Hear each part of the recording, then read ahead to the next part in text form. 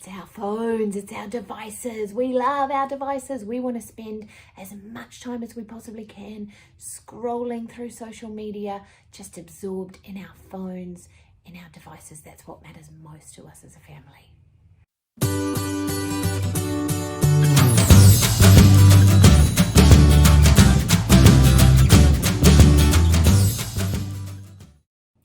Hi there, I'm Caitlin.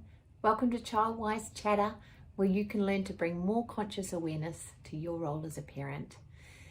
So if I was to say to you, what matters most to you as a family?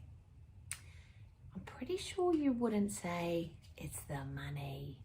Our family really values money, and we do everything we can to get as much of it as we possibly can.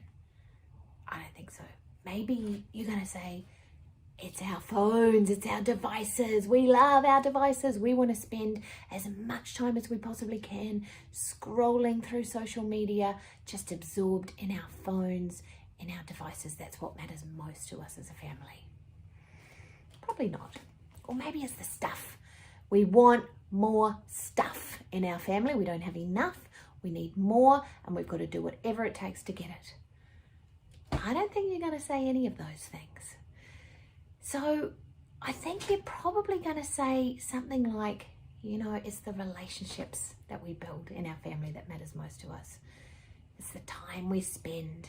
It's the experiences we have together.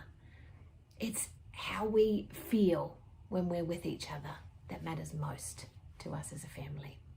Now, if you're not sure, there is an awesome exercise you can do that comes from one of my favorite books of all time in the field of self-development, The 7 Habits of Highly Effective People. I thoroughly recommend checking it out.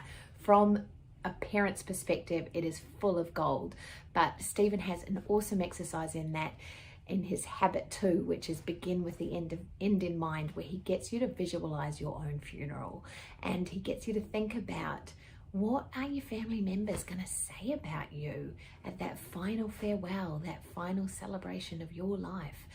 What are people going to say about you? And especially your kids. What are they going to remember about what it was like to be a kid in your family? So that can really help to define the things that matter most to you as a family. Your family values, they're absolutely vital to underpin just your everyday life and what's happening in your everyday life, to move towards this vision.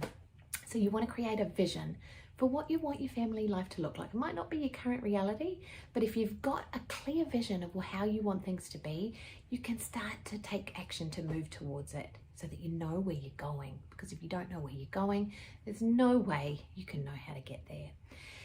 So, for example, you might say, in our family, time together matters most. I want to spend more time with my kids, and I want to enjoy the time that I have with them. So there are 4 questions you can ask yourself to start thinking about how to make this a reality, if it's not already. The first question is, what would need to happen for that to be possible? So what would need to start happening?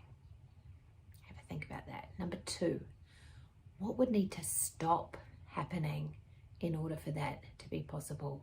Our lives are busy, they are filled. We usually fill every spare moment with something. So just sitting down and having a look, what is my life actually filled with that doesn't allow for the space that I want to be spending as a family? And what can I take out? Third question is, what is actually in my control right now, today, right now, to help me move towards that vision? And it can be tiny.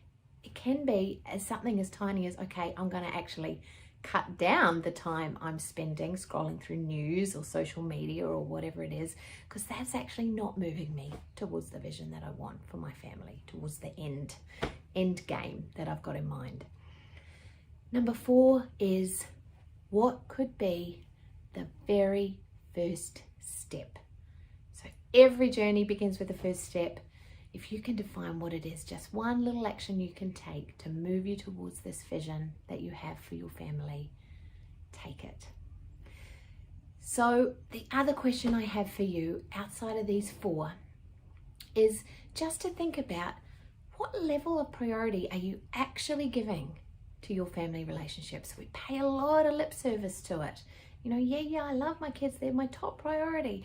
But when you look at your life, what are you actually prioritizing? What does take precedence over actually being present or giving time to your kids? It's amazing how many people struggle to even find 15 minutes in their day to just be with their kids.